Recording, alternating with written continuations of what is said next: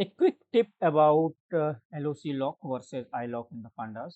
So let's see what is the difference between lock versus iloc in the panda. So I have this data frame which contains the name and score.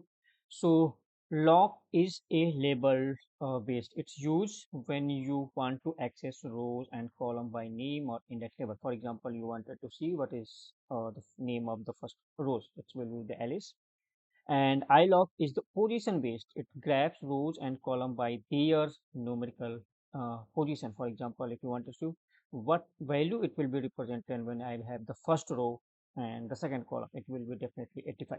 Okay, so let's run it this one and see if both is coming the same. So you can see it's like output is 85.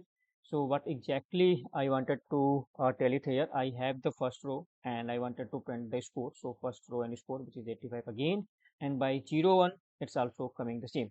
So thanks for watching. Please subscribe my channel.